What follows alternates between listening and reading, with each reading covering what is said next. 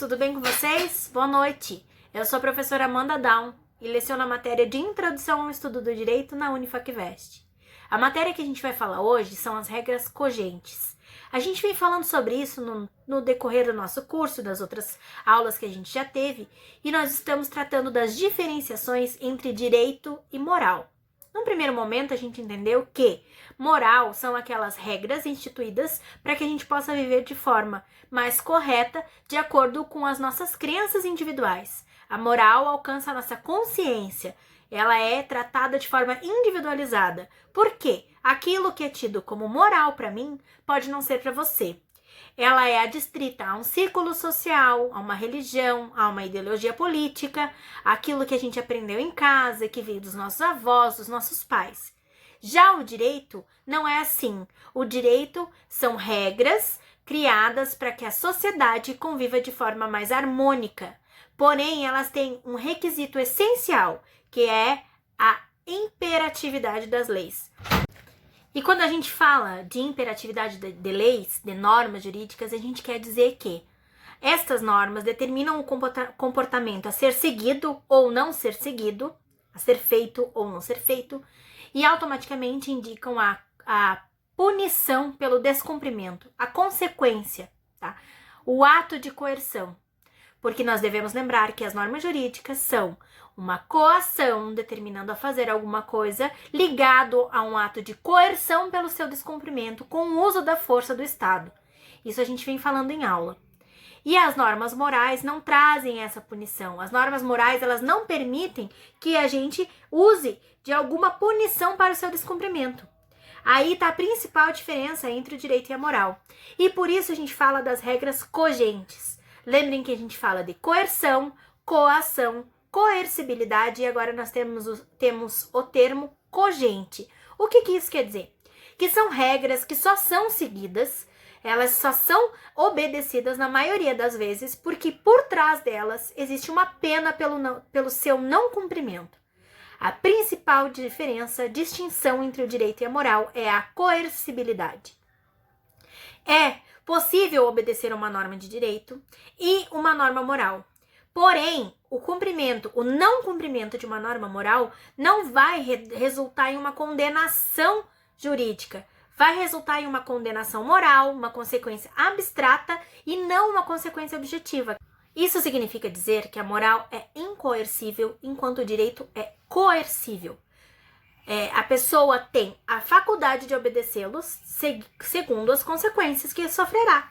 Por que incoercível? Porque não se pode coagir, não se pode ser reprimido, contido, obrigado, não se pode ser dominado ou impedido. As normas morais não permitem isso, somente as normas jurídicas. Por isso que a gente trata elas como regras cogentes, porque são diretamente ligadas à coerção. E é extremamente importante que a gente diferencie ética da moral e do direito. Apesar de serem três áreas de conhecimento que andam juntos, têm grandes vínculos significativos, elas se distinguem muito.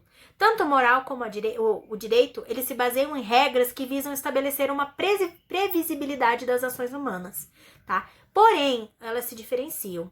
A moral estabelece regras que são assumidas somente por uma pessoa como uma forma de garantir o seu bem-estar.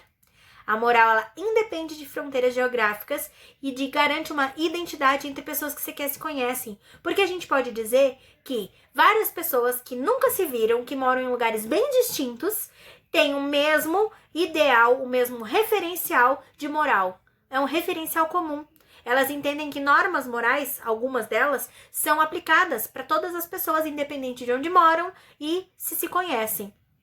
O Tribunal do Direito ele é regulado pelo Estado, diferente do Tribunal da Consciência, reduto da moral que cada um de nós carregamos.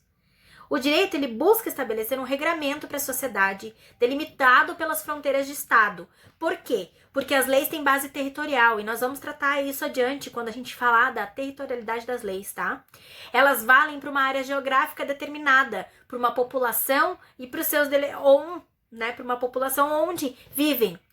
O direito é um referencial utilizado no nosso país. Direito civil, principalmente, ele é um referencial utilizado no Brasil. E ele se baseia na lei escrita. Alguns autores afirmam que o direito ele é um subconjunto da moral. E essa perspectiva pode gerar a conclusão de que toda lei é moralmente aceitável.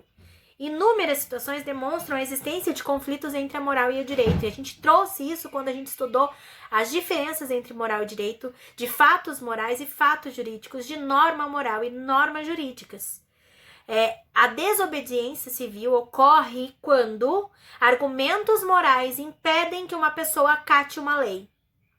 É um exemplo de que a moral e o direito, apesar de referenciarem a uma mesma sociedade, podem ter perspectivas discordantes. A ética provém da palavra em latim ethos, que no grego tem o sentido de costume. Significa uma verdade, um modo de ser e de se comportar. Desse modo, a ética liga-se ao conceito de bons costumes, bom comportamento. A ética é o estudo geral do que é bom ou mal, e um dos objetivos da ética é a busca de justificativas para as regras propostas pela moral e pelo direito. Ela é diferente da moral e do direito porque não estabelece regras. Essa reflexão sobre a ação humana é que caracteriza a ética. Nesse sentido, a ética é uma parte da filosofia que estuda o comportamento humano.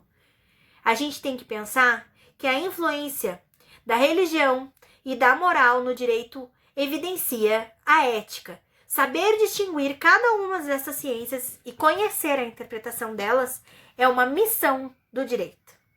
E a gente vai tratar disso entrando na teoria geral do direito na nossa próxima aula.